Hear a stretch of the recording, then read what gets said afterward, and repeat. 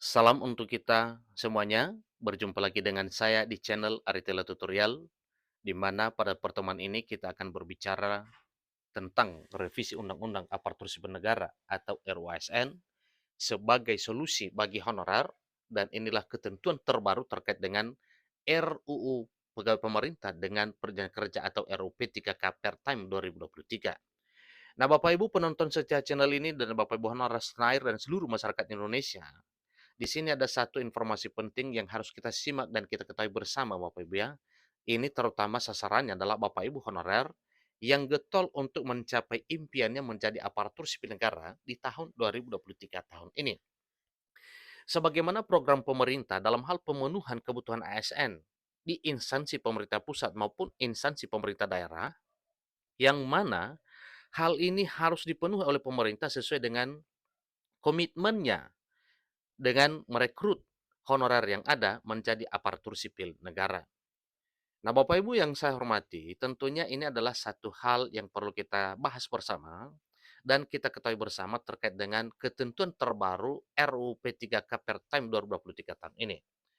Nah, untuk mengetahui tentang apa informasi ini, simak informasinya sampai selesai.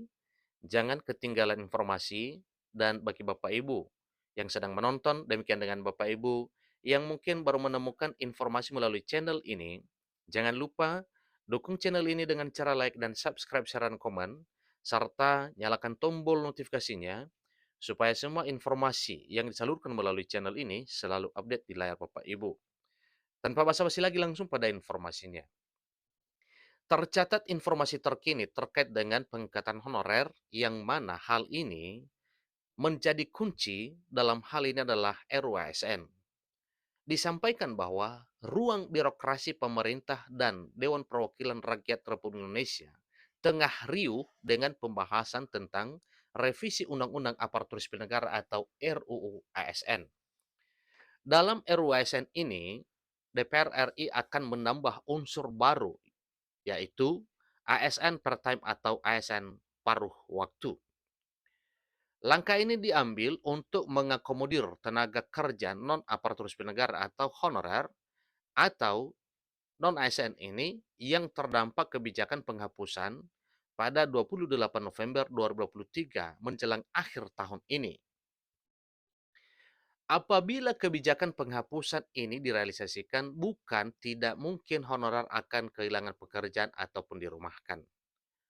Namun kabar baiknya Menpan RB menyampaikan satu pernyataan yang merupakan kepastian bahwa tidak akan melakukan pemutusan hubungan kerja secara massal dan pendapatan honorer tidak akan mengalami penurunan. Itu adalah satu kesimpulan Bapak Ibu ya, yang perlu kita pegang dari komitmen pemerintah pusat melalui Menpan RB tentang jaminan keselamatan honorer dari penghapusan atau PHK massal tersebut.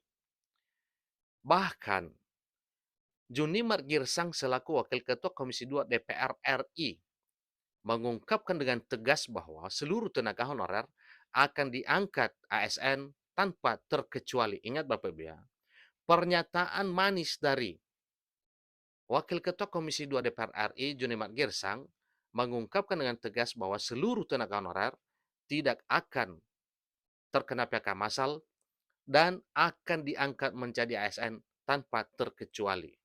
Tanpa terkecuali yang dimaksud artinya bukan hanya honorer yang telah terdaftar dalam database BKN yang jumlahnya 2,3 juta sekian orang, tetapi meliputi semua honorer yang telah terakui keberadaannya di instansi pemerintah, baik instansi pemerintah pusat demikian dengan instansi pemerintah daerah. Diketahui juga bahwa tenaga honorer banyak tersebar di instansi pemerintah pusat maupun instansi pemerintah daerah. Jadi oleh karena itu, pemerintah tengah mempertimbangkan kebijakan yang tepat untuk nasib honorer ke depan.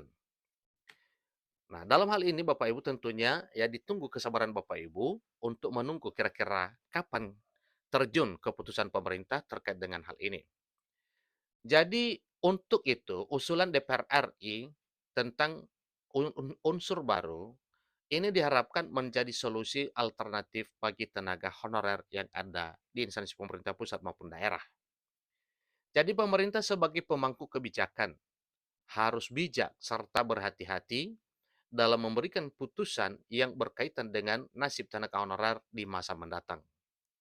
Sebab peran penting dan kontribusi honorer dalam instansi pemerintah tidak perlu dipertanyakan lagi.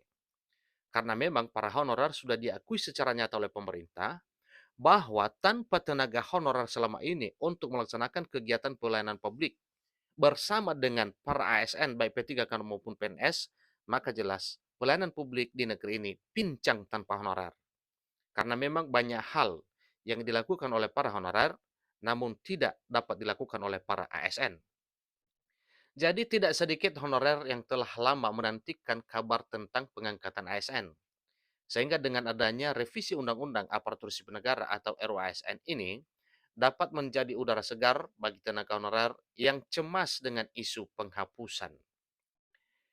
Selanjutnya Bapak Ibu, penting untuk kita ketahui bersama beberapa ketentuan terbaru RUU P3K Pertime 2023 diantaranya, ingat Bapak Ibu, jadi inilah yang menjadi kunci dari informasi ini atau yang menjadi intisari dari informasi ini, yang mana kita harus mengetahui ketentuan terbaru tentang RUU P3K Pertime 2023. Di antaranya pertama, gaji dapat disesuaikan. Artinya tidak vakum sistem penggajiannya, bisa disesuaikan. Kedua, tunjangan dapat berbeda. Ada apa perbedaan tunjangan Bapak Ibu? Karena memang mungkin ini disesuaikan dengan jabatan dan profesinya masing-masing. Ketiga, gaji dihitung secara proporsional, artinya benar-benar berkeadilan dan sesuai. Keempat, cuti atau izin sesuai dengan peraturan. Jadi sama hal yang dengan para ASN, baik PNS maupun P3K, diberlakukan juga cuti atau izin sesuai dengan peraturan. Tentunya sesuai dengan peraturan PNS Bapak Ibu ya, demikian juga dengan P3K. Kelima, durasi kontrak tergantung pada kebijakan instansi.